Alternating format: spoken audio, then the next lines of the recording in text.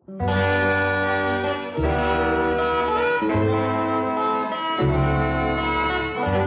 បាននំបងបណ្ដូលចិនអើយខ្ញុំសូមលាហើយលាទាំងអាឡាយតាំងពីខ្ញុំបានឃ្លាតទៅឆ្ងាយខ្វល់ខ្វាយនឹកស្ដាយពុំមានពេលណាអូបានដំបងកងកម្មវាសនាដែលខ្ញុំប្រាថ្នាគ្មានពេលទំនេរ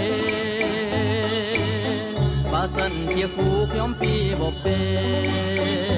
សូមឲ្យមានស្នេហ៍នឹកឃើញគ្រាដើ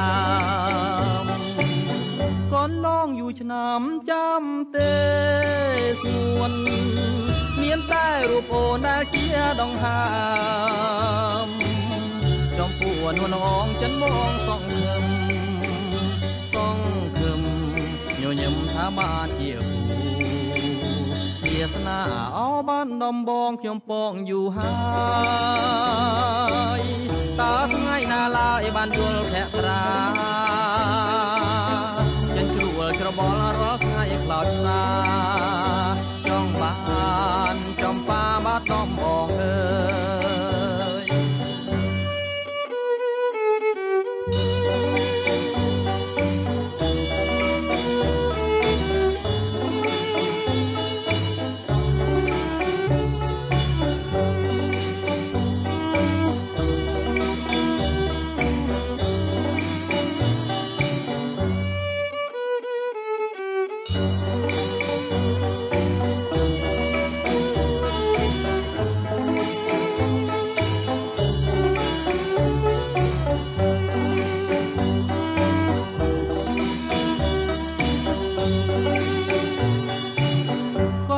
យូរឆ្នាំចាំទេ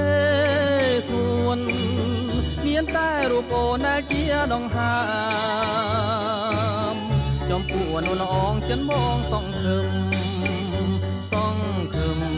ញញឹមថាបានជាគូវាសនាអោបានដំបងខ្ញុំពងយូរហើយតើថ្ងៃណាឡើយបានយល់ភក្ត្រាចិនជ្រួលច្របល់រាល់ថ្ងៃខ្លោចផ្សា